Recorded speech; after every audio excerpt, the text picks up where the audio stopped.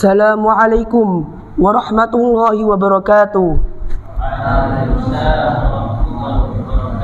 Innal hamdalillah nahmaduhu wa nasta'inuhu wa nastaghfiruh wa na'udzu billahi min shururi anfusina wa min sayyiati a'malina. May yahdihillahu fala mudilla lahu wa may yudlil fala hadiya lahu. Wa asyhadu an la ilaha illallah wahdahu la syarika lahu wa asyhadu anna Muhammadan 'abduhu wa rasuluh.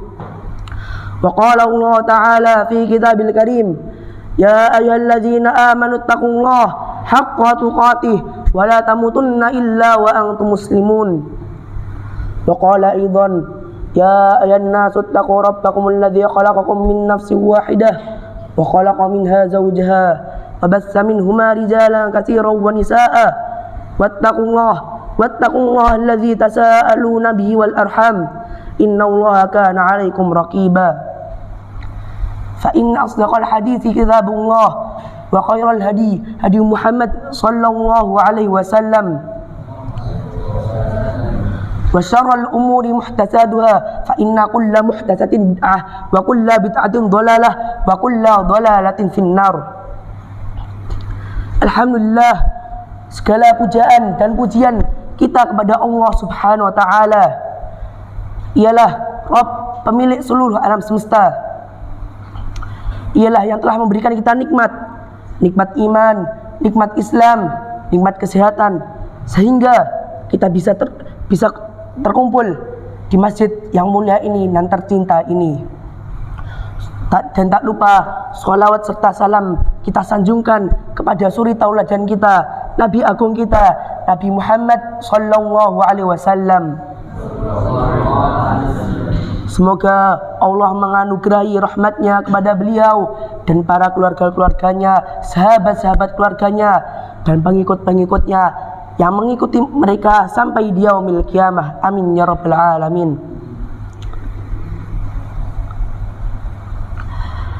Salah satu nikmat yang terbesar yang telah diberikan Allah kepada kita ialah nikmat lisan. Lisan ialah anggota yang kecil, namun memiliki pengaruh besar di dalam kehidupan kita, baik di dunia maupun di akhirat. Dengan lisan kita bisa mengucapkan syahadatain, membaca Al-Quran, menasihati, mendamai, ataupun yang lain. Tetapi dengan lisan pula kita bisa terjerumus ke dalam kejelekan, seperti berbohong, memfitnah, menghibah, ataupun menamimah orang lain. Rasulullah sallallahu alaihi wasallam telah bersabda di dalam sebuah hadisnya yang diriwayatkan oleh Imam Bukhari dan Muslim. Ia berkata, "Man kana yu'minu billahi wal yawmil akhir falyakun khairan aw liyasmut." Yang artinya, barang siapa yang beriman kepada Allah dan hari akhir, hendaknya ia berkata baik atau diam. Hadis riwayat Imam Bukhari dan Muslim. Hadis ini telah jelas bahwasanya penting bagi kita untuk menjaga lisan. Jika kita tidak bisa berkata baik, maka diam ialah pilihan selamat dan tepat. Mengapa demikian? Karena perkataan atau ucapan yang keluar dari lisan kita bisa menimbulkan kebaikan atau keburukan bagi kita sendiri maupun orang lain. Wahai saudara-saudaraku seiman yang semoga dirahmati Allah Subhanahu wa taala, betapa banyak dampak negatif yang ditimbulkan oleh lisan yang tak terjaga. Salah satunya merusak hubungan antar persaudaraan. Ghibah, namimah, memfitnah ialah penyakit yang sering merusak tali silaturahmi. Betapa banyak permusuhan, perselisihan karena mulut-mulut mereka yang tak terjaga. Allah Subhanahu wa taala telah berfirman di dalam kitabnya yang mulia, ya ayyuhalladzina amanu jtanibu katsiran minadh-dhann inna ba'dadh-dhanni ismu wa la tajassasu wa la yaghtab ba'dukum ba'dha ayuhibbu ahadukum ay ya'kula lahma akhihi maytan fakarihtumuh wattaqullaha kana tawwabar rahima. Yang artinya,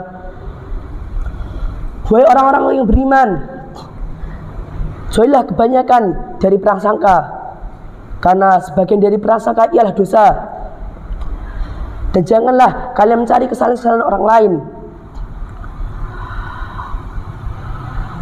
Dan janganlah kalian, sebagian dari kalian, menggunjing sebagian yang lain.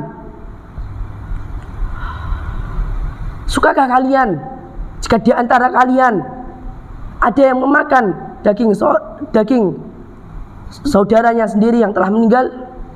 Maka akan jijiklah kalian.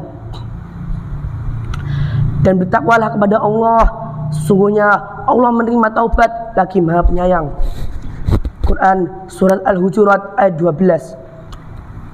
Ayat ini telah tegas bahwasanya larangan kita untuk menggunjing atau mencari kesalahan-kesalahan orang lain, karena hal inilah kemurkaan Allah datang.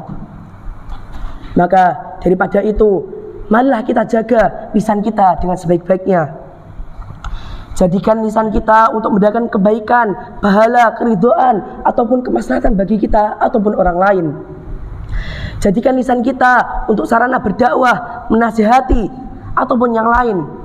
Ingat bahwasannya lisan yang terjaga ialah tanda kesempurnaan keimanan